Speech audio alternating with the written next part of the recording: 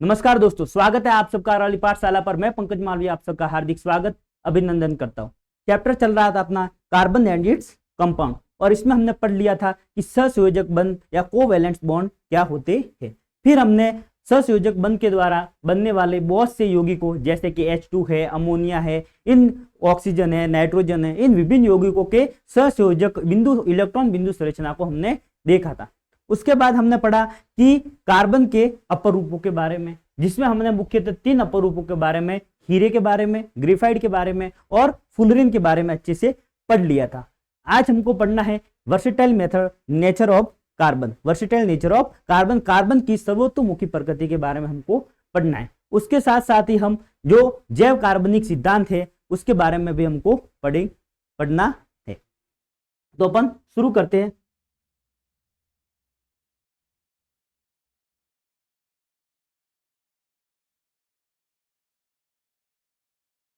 Carbon की सर्वतोमुखी प्रकृति। अब क्या होता है कार्बन की सर्वतोमुखी प्रकृति कि आप देखोगे कि इस प्रकृति में कार्बन के बहुत सारे यौगिक पाए जाते हैं। जैसे कि पेट्रोलियम में है, वो भी क्या है, कार्बन के यौगिक है। कोयला है, चारकोल है, अपने जो प्लास्टिक की चीजें बनती है, ये भी सारे किसी कार्बन के यौगिकों से बने हुए। मतलब कार्बन के यौगिकों से बने कंपाउंड है वो लगभग कितने कार्बन से बने कंपाउंड, 3 मिलियन से भी ज्यादा कंपाउंड इस अपने पृथ्वी पर पाए जाते हैं। अब केवल कार्बन के साथ ही ऐसा क्यों कि कार्बन के इतने सारे यौगिक पाए जाते हैं, और वो भी क्या है, सारे स्थायी है। बहुत सारे जो यौगिक तत्व होते हैं वो भी बहुत सारे कंपाउंड का निर्माण करते हैं, लेकिन वो क्या हो स्थायी नहीं होते। लेकिन जो कार्बन होता है उसके ही जो यौगिक होते हैं या कंपाउंड होते हैं वो बहुत संख्या में और स्थायी भी होते हैं। ऐसा क्यों होता है? तो ऐसा इसलिए होता है कि कार्बन के पास अपनी 2 प्रॉपर्टीज है। क्या? पहला है, इसका गुण है वो है श्रृंखलन। क्या है? श्रृंखलन। और दूसरा है चतुर्संयोजकता।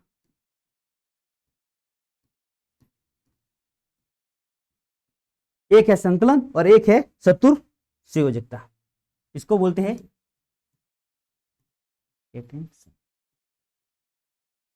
और इसको बोलते हैं टेट्रावैलेंसी। टेट्रावैलेंसी, कैटेंशन और टेट्रावैलेंसी। इनके कारण क्या होता है कि कार्बन है वो बहुत सारे यौगिकों का निर्माण करता है।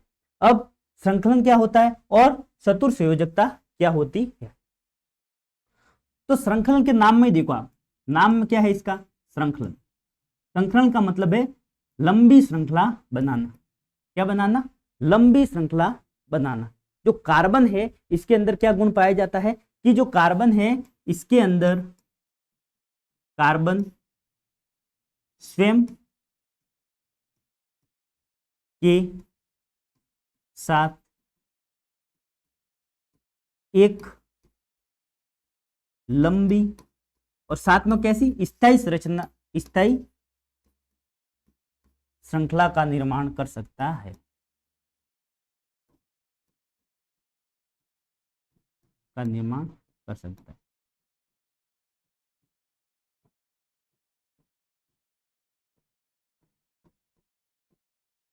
कैसे करता है कि ये श्रृंखलाएं क्या कैसी हो सकती है? या तो ये श्रृंखलाएं सीधी हो सकती है। ये श्रृंखलाएं कैसी हो सकती है? सीधी, या फिर शाखित, शाखाओं में बढ़ सकती है। कैसे बढ़ती है वो भी अपन देखेंगे, शाखित या फिर वलय के रूप में। तो श्रृंखलन का गुण क्या है कि कार्बन के अंदर यह गुण पाया जाता है कि वह अपने स्वयं कार्बन के साथ क्या कर सकता है, लंबी श्रृंखला का निर्माण कर सकता है। और यह लंबी श्रृंखला सीधी, शाखित तथा वलय युक्त हो सकती है। साथ ही साथ अब सीधी श्रृंखला कैसे हो सकती है कि ये रहा कार्बन एक, ठीक है, इसकी संयोजकता कितनी? 1 2 3 4। अब एक कार्बन ये रहा, इसकी भी संयोजकता कितनी? 1 2 3 4, ठीक है। इसी प्रकार एक कार्बन ये रहा, 1 2 3 4, ठीक है। अब ये कार्बन क्या करेगा, इस कार्बन के साथ बंध बना लेगा, ये कार्बन इस कार्बन के साथ बदल गया और जो बाकी जगह है वहां पर आकर हाइड्रोजन जुड़ जाए। ठीक है,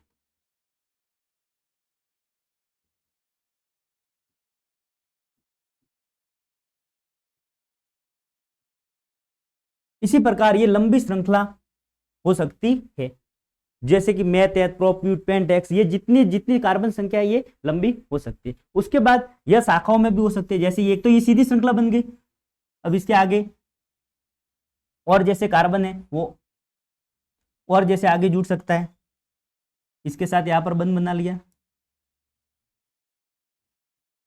ऐसे लंबी श्रृंखला बन सकती है। ये कितनी भी हो सकती है, या तो ये सीधी श्रृंखला बनाएगा या फिर कैसे बनाएगा, शाखित। शाखित कैसे होगा, जो बाकी जगह पर है वहां पर हाइड्रोजन जुड़ रहा है। ठीक है, अब ऐसे एक कार्बन यहां पर आ गया, फिर ये, अब बाकी जगह पर क्या जुड़ जाएगा, हाइड्रोजन।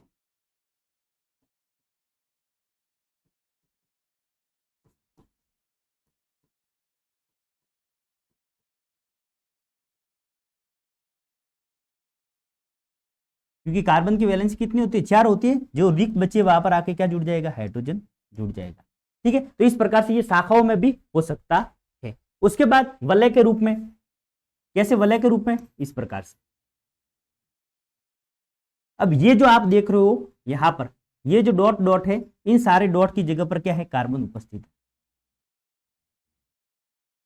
एक डॉट ये, एक डॉट ये, एक डॉट ये, एक डॉट ये, एक डॉट ये, एक, इन सारी जगह पर क्या है, कार्बन जुड़ा हुआ है। अब देखो ये यहां पर एक ये है कार्बन, अब कार्बन की संयोजकता कितनी होती है, 4। इसको अपन ऐसे देखो, ये एक कार्बन है, फिर एक कार्बन यहां पर है, एक कार्बन यहां पर है, एक कार्बन यहां पर है, एक कार्बन यहां पर है, एक कार्बन यहां पर है। ठीक है, अब इस कार्बन और इस कार्बन के बीच में बंध बन गया, इस कार्बन और इस कार्बन के बीच में बन गया। अब ये वाला कार्बन है, इसको देखो, इसके दो दो वैलेंसी इसकी पूरी हो गई, बाकी जगह पर आगे कौन जुड़ जाएगा, हाइड्रोजन। ये हाइड्रोजन जुड़ गया, ये हाइड्रोजन जुड़ गया। हाइड्रोजन का अपन कलर दूसरा ले लेते हैं। देखो यहां पर आके हाइड्रोजन जुड़ गया, यहां पर आके जुड़ गया। अब इस वाले कार्बन के पास देखो, इसने आगे बंध बना लिया, किसके साथ,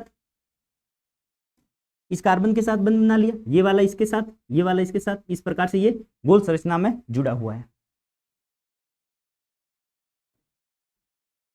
अब इस कार्बन की वैलेंसी कितनी, 1 2, इसके अब यहाँ पर कितनी बचे, 2, तो यहाँ पर एक हाइड्रोजन और 2 हाइड्रोजन ये जुड़ गए, यहाँ पर भी एक हाइड्रोजन 2 हाइड्रोजन जुड़ गए, यहाँ पर भी एक हाइड्रोजन 2 हाइड्रोजन जुड़ गए, यहाँ पर भी एक हाइड्रोजन, एक हाइड्रोजन, यहाँ पर भी एक हाइड्रोजन, एक हाइड्रोजन।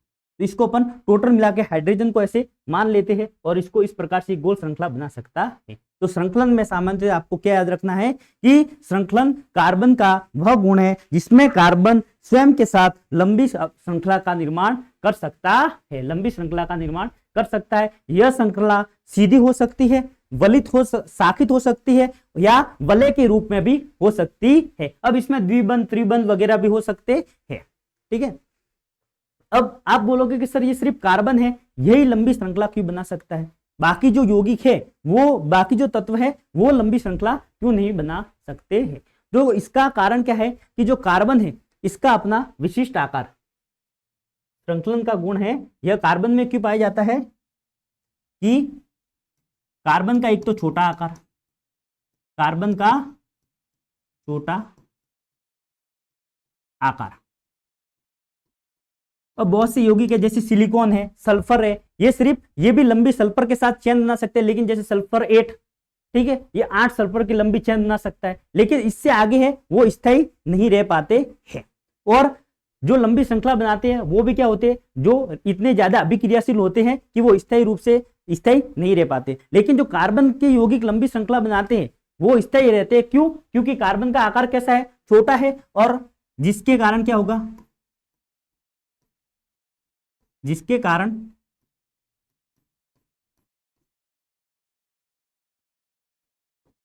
अंतर नाभिकीय बल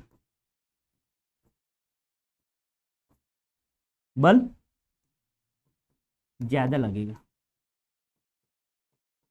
कार्बन क्या है, कार्बन जैसे ये कार्बन रहा, इस कार्बन के चारों तरफ क्या होता है, इलेक्ट्रॉन गति करते हैं, इस प्रकार से इलेक्ट्रॉन गति करते। अब जितना नाभिक के पास जितना नाभिक के पास वाली कक्षा में इलेक्ट्रॉन होंगे, नाभिक उनको क्या करता है, जैसे पृथ्वी है, पृथ्वी के केंद्र में गुरुत्वाकर्षण बल पृथ्वी अपन को आकर्षित करती है, वैसे ही नाभिक है वो इलेक्ट्रॉन को क्या बांधे रखता है, पकड़े रखता है। अब कार्बन का आकार क्या है, छोटा है, जिसके कारण जो ये कार्बन के चारों ओर इलेक्ट्रॉन गति कर रहे हैं, इनको क्या करता है, जो अंतराकर्षण नाभिक के बल है वो इनको पकड़ के रखता है, इलेक्ट्रॉन को पकड़ के रखता है, जिसके कारण क्या होता है, ये इलेक्ट्रॉन है वो किसी के साथ रिएक्ट नहीं करती है और इससे जो यौगिक बनते हैं वो स्थायी होते हैं। तो कार्बन के संकलन वाले यौगिक है वो स्थायी होते हैं। क्यों? क्योंकि कार्बन का छोटा आकार जिसके कारण अंतर नाभिकीय बल ज्यादा होता है, अतः लंबी श्रृंखला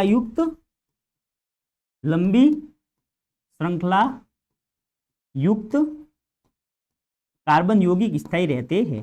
कार्बन यौगिक स्थायी होते हैं।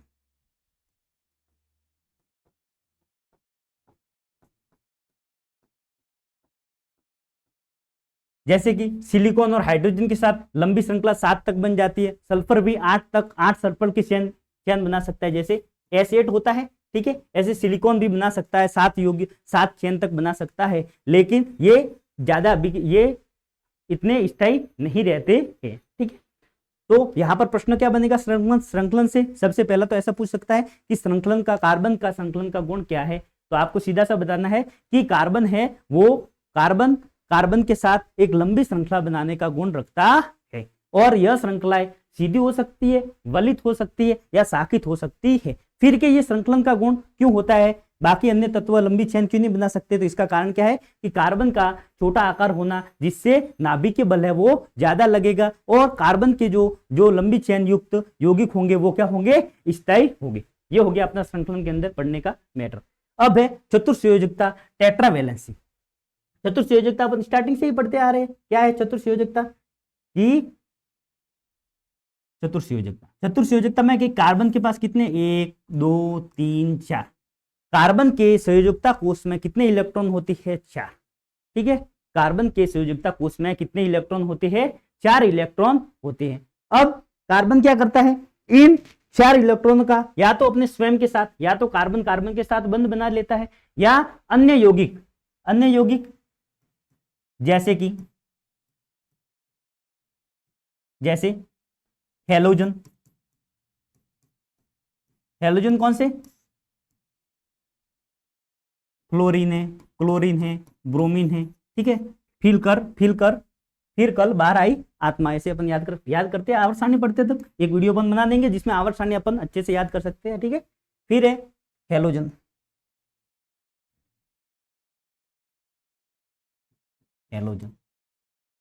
उसके बाद है ऑक्सीजन। किन किन को साथ ये बना सकता है, अन्य बहुत सारे यौगिक जैसे कि हैलोजन है, ऑक्सीजन है, हाइड्रोजन है, ठीक है, उसके बाद है नाइट्रोजन है। इन सभी के साथ क्या करता है, कार्बन है वो सहसंयोजक बंध का निर्माण करता है और बहुत सारे यौगिकों का निर्माण करता है, ठीक है।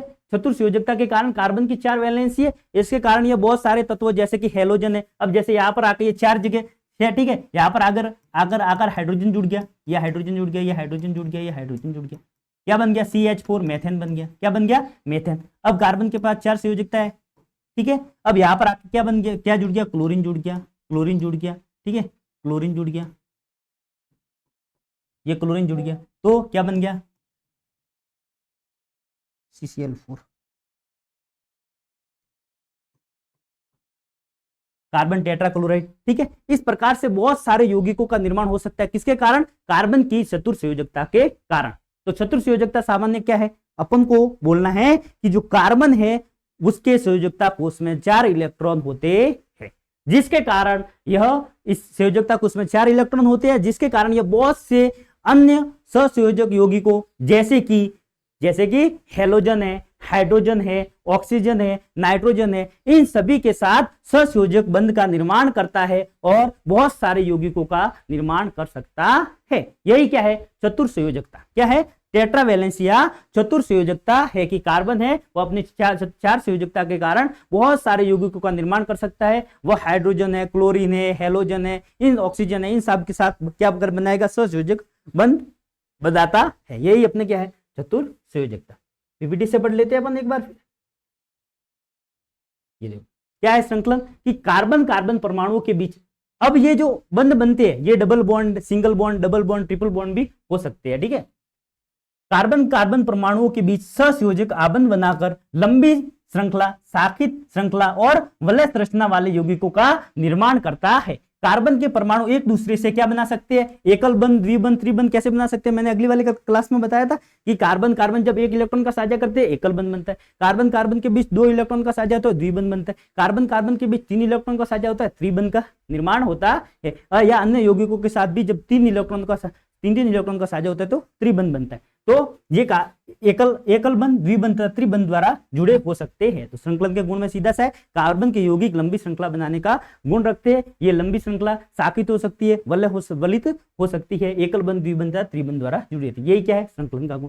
चतुर्संयोजकता है, कार्बन परमाणु की संयोजकता कितनी होती है, 4, जिसके कारण कार्बन 4 अन्य कार्बन परमाणुओं के एक संयोजी परमाणु जैसे कि हाइड्रोजन है, क्लोरीन है, ऑक्सीजन है, नाइट्रोजन है, सल्फर के साथ आबंध बना सकता है। यही क्या है, चतुर्संयोजकता है। अब प्रश्न क्या बनेगा, या तो बड़ा प्रश्न बन सकता है जिसमें पूछेगा कि किस कारण कार्बन है वो बहुत सारे यौगिकों का निर्माण कर सकता है, या फिर ऐसे पूछे कि कार्बन की सर्वतोमुखी प्रकृति क्या है, या फिर आपको सिंगल 2 नंबर वाले में पूछ सकते हैं श्रृंखलन क्या है, चतुर्संयोजकता क्या है, ठीक है। इस प्रकार से इसका प्रश्न बनता है।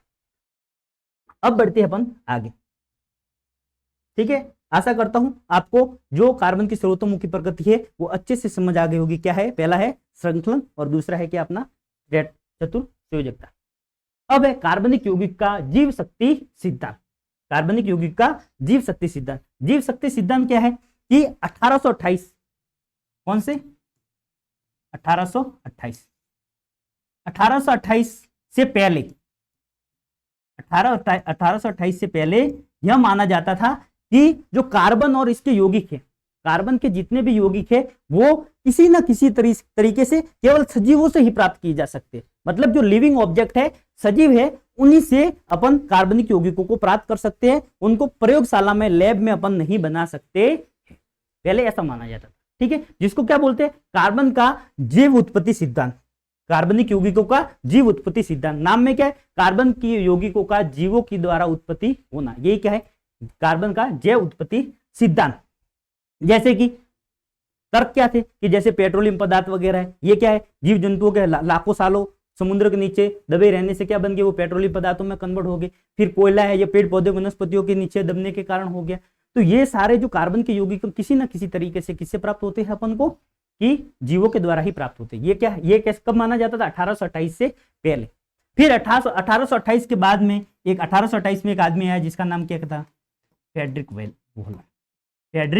वोहलर, ठीक है। ये आपके एनसीईआरटी में दिया हुआ है, ये आपको पढ़ना है। 1828 में कौन आया, फ्रेडरिक वोहलर। और फ्रेडरिक वोहलर ने क्या किया कि इसने प्रयोगशाला में क्या बना दिया, प्रयोगशाला में यूरिया का निर्माण कर दिया। किसका निर्माण कर दिया, यूरिया का। और यूरिया के अंदर क्या होता है, कार्बन।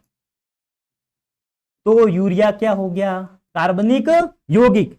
और इसने क्या कर दिया, यूरिया को बना दिया किसमें, लैब में, प्रयोगशाला में यूरिया का निर्माण कर दिया। और किससे किया, अमोनियम साइनेट। किससे किया, अमोनियम साइनेट के द्वारा कर लिया, ठीक है। जो कि क्या है, एक जैविक यौगिक नहीं। इसने क्या कर दिया, अमोनियम साइनेट के द्वारा यूरिया का निर्माण किसमें कर दिया, लैब में कर दिया। और किसका खंडन कर दिया, वर्षों से चले आ रहे जैव उत्पत्ति सिद्धांत का खंडन कर दिया कि जो कार्बनिक यौगिक का निर्माण केवल जीवों के द्वारा नहीं होता है, इसको हम प्रयोगशाला में भी बना सकते हैं। तो प्रश्न क्या बनेगा इसमें कि जैव उत्पत्ति सिद्धांत, कार्बनिक यौगिक का जैव उत्पत्ति सिद्धांत क्या है, तो आपको बताना है, ठीक है। उसके बाद आपको पूछे कि फ्रेडरिक मतलब ऑप्शनल वाले प्रश्न आ जाएंगे, उसमें पूछे कि फ्रेडरिक वोहलर ने यूरिया का निर्माण कब किया, तो सन होगा 1828, ठीक है। उसके बाद पूछे कि फ्रेडरिक वोहलर ने यूरिया का निर्माण किससे किया, तो वो होगा आपका आंसर अमोनियम साइनेट, ठीक है। या फिर प्रश्न पूछे प्रयोगशाला में बना हुआ पहला कार्बनिक यौगिक, पहला कार्बनिक कंपाउंड क्या है, तो वो होगा अपना यूरिया। आ गया समझ में। तो यही सिर्फ इसमें से आपको याद करना है, ठीक है। तो कार्बनिक यौगिकों का जैव शक्ति सिद्धांत क्या है, अनेक यौगिकों के अकार्बनिक परमाणु अथवा परमाणुओं के समूह विभिन्न कार्बन श्रृंखलाओं से जुड़े होते हैं। मूल रूप से इन यौगिकों को प्राकृतिक पदार्थों से प्राप्त किया जा सकता है। किससे प्राप्त किया सकता है?